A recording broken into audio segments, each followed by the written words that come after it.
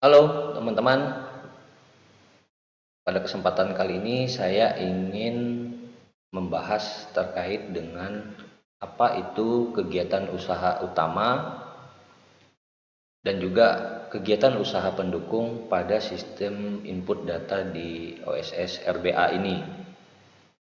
Cukup banyak yang bertanya melalui WhatsApp ataupun komen pada beberapa video yang telah saya upload, yaitu yang pertama adalah kenapa pada saat melakukan penginputan data KBLI dengan pilihan kegiatan utama itu kode KBLI-nya tidak muncul.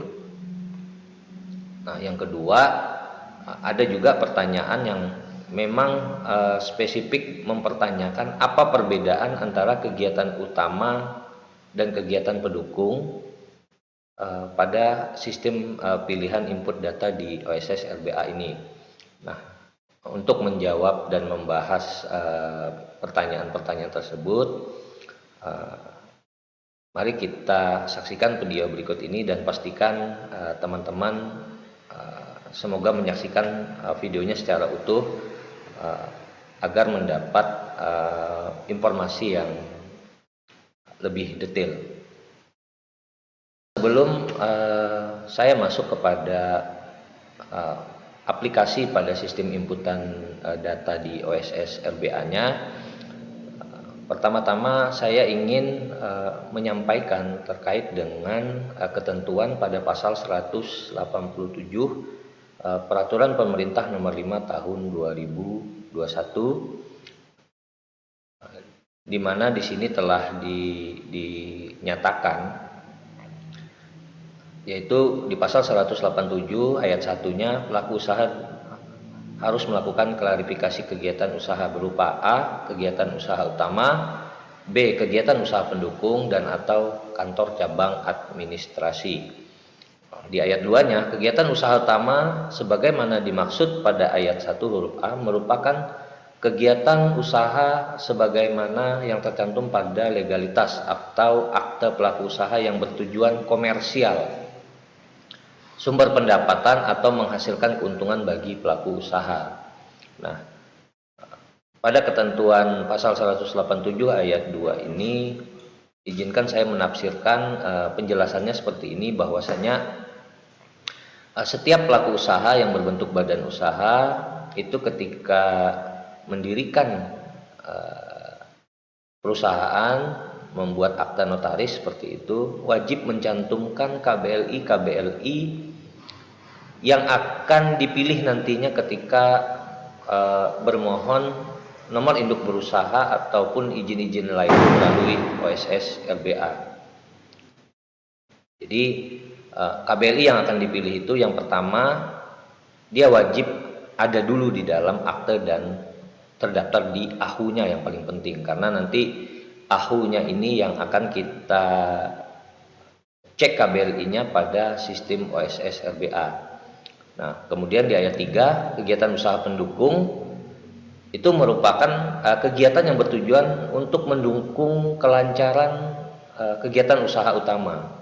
Kemudian tidak merupakan sumber pendapatan, perlu digarisbawahi, kegiatan usaha pendukung ini adalah tidak merupakan sumber pendapatan bagi pelaku usaha, dapat dilakukan dan diselesaikan terlebih dahulu sebelum pelaksanaan kegiatan usaha utamanya. Jadi secara pengertiannya adalah kegiatan usaha pendukung ini kegiatan usaha yang sifatnya hanya pendukung saja, bukan merupakan sumber pendapatan, tetapi tujuannya hanya untuk menunjang kelancaran kegiatan usaha utama.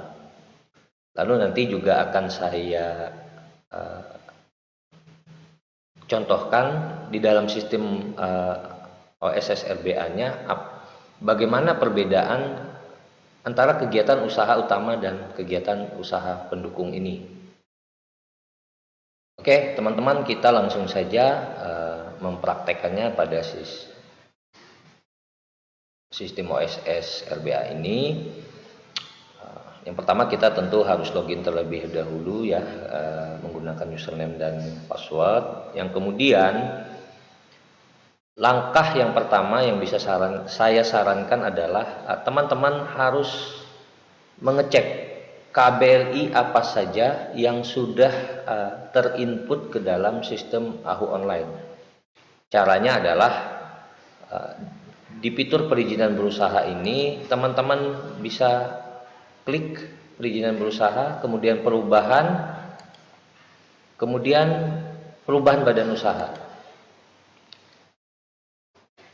Nah, untuk badan usaha yang berbentuk CP, kita diminta untuk memasukkan nomor SK. Nah, nomor SK ini adalah SK ya pendaftaran pendirian ataupun perubahan terakhir yang diterbitkan oleh Kemenkumham. Oke, kita masukkan saja nomor SK-nya.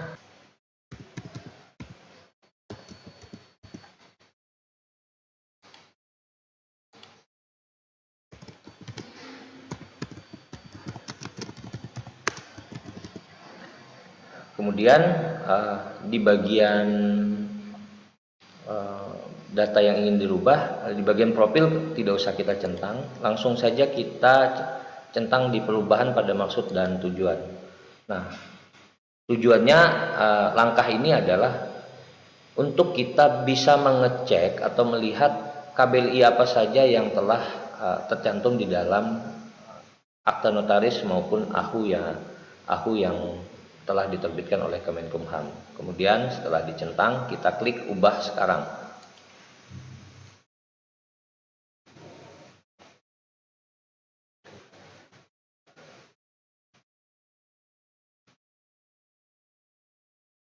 Oke, masih berproses.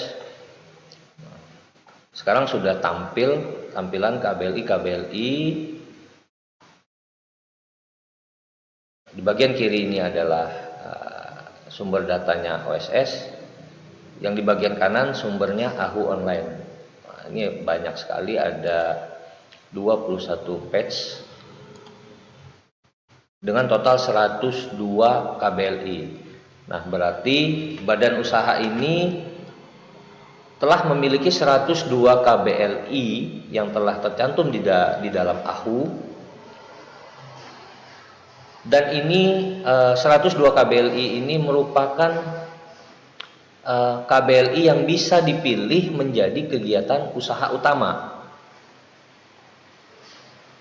Perlu dicatat, KBLI yang tercatat dan terdaftar di AHU, berapapun jumlahnya, karena ini kebetulan ada 102 KBLI, maka 102 KBLI ini adalah jumlah total KBLI yang bisa dijadikan sebagai pilihan kegiatan utama.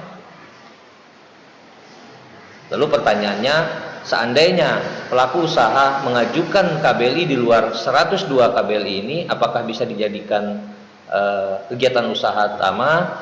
Kalau mengacu kepada ketentuan pasal 187 PP 5 tahun 2021 tadi, tentu KBLI yang di luar akte ataupun AHU yang sudah terdaftar ini tidak bisa dijadikan KBLI untuk kegiatan usaha utama. Nah, selanjutnya jika teman-teman sudah memastikan KBLI apa saja yang telah terdaftar pada OSS dan juga AHU online ini, teman-teman bisa klik atau centang pada bagian pojok kiri bawah ini, kemudian klik simpan.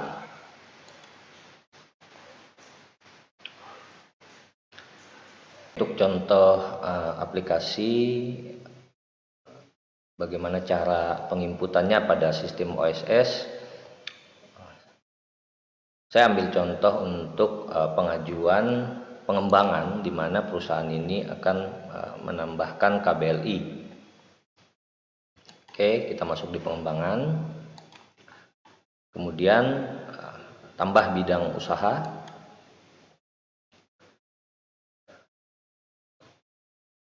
kemudian pada detail usaha kita wajib menginputkan pilih bidang usaha. Nah, di bagian form isian ini, di sini kita diminta untuk memilih jenis kegiatan usaha. Ada 4 sebenarnya di sini, tetapi kita sesuai pokok bahasan tadi hanya fokus pada utama dan pendukung saja. Misalkan kita pilih kegiatan utama.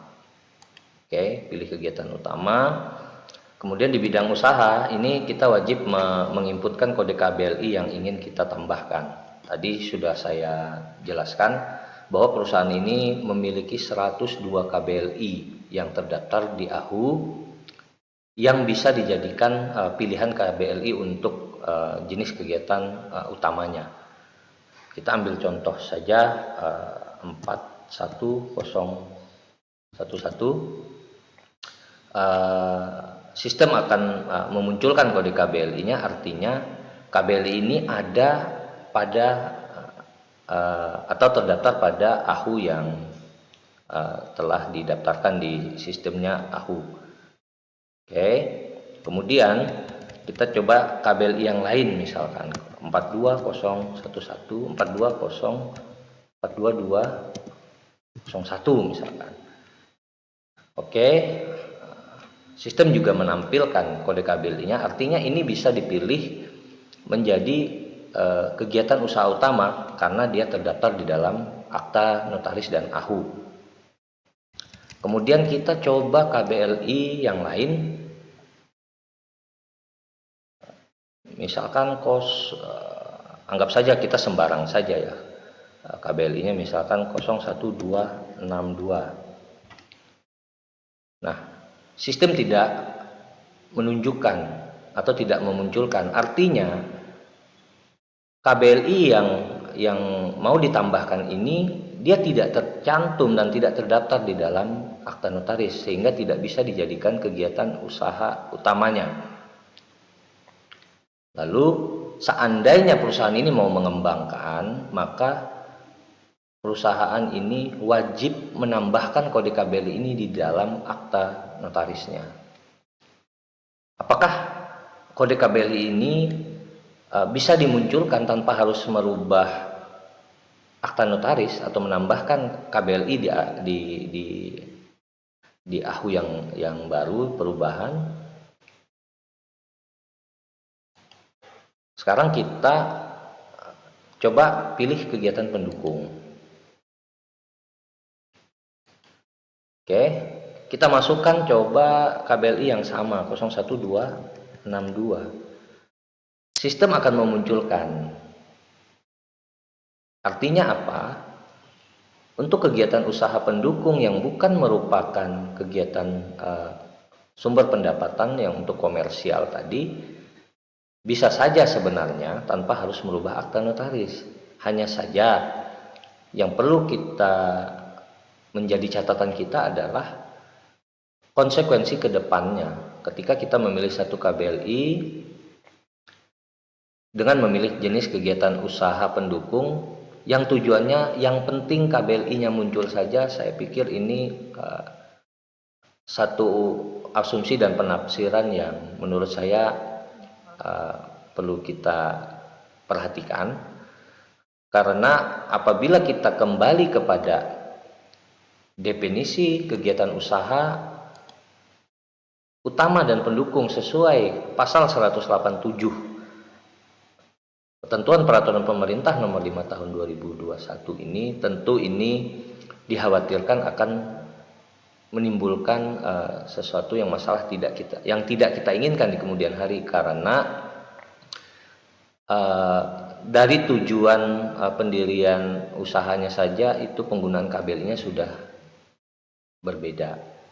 Misalkan saya ambil contoh gampangnya saja sebagai ilustrasi, misalkan begini. Saya datang ke notaris membuat akta notaris untuk tujuan usaha dengan KBLI A. Kemudian dalam prakteknya, karena KBLI saya hanya ada A, saya pengen menjalankan usaha B. Lalu di dalam sistem inputan OSS, supaya bisa muncul KBLI B ini, saya pilihlah pendukung, lalu muncul KBLI-nya seperti itu. Kemudian saya proses terus lanjut sampai NIB terbit. Nah, pertanyaannya adalah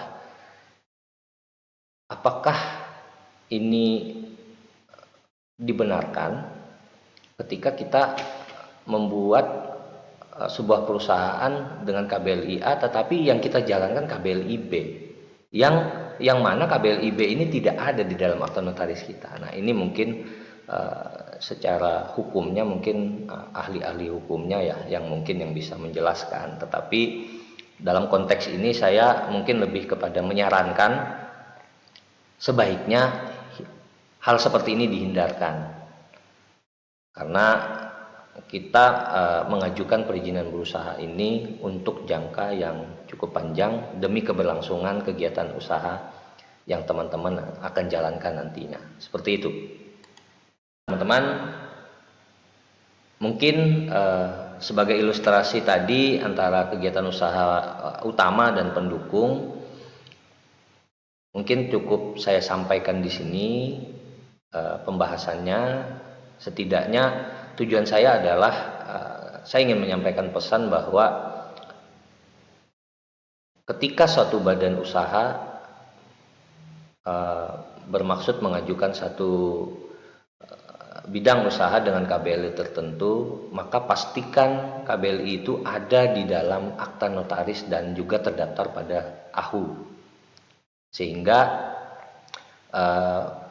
pelaku usaha bisa mengajukan dan menjadikannya sebagai kegiatan usaha utama yang merupakan kegiatan usaha komersial atau sumber utama pendapatan yang bisa mendatangkan keuntungan atau profit bagi perusahaan.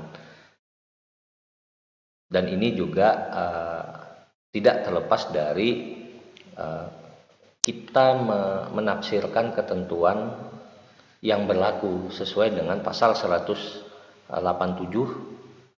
ketentuan peraturan pemerintah nomor 5 tahun 2021 tersebut. Oke, mungkin sekian yang bisa saya sampaikan teman-teman. Mudah-mudahan informasi ini bisa memberikan sedikit pencerahan buat teman-teman yang memerlukan penjelasannya.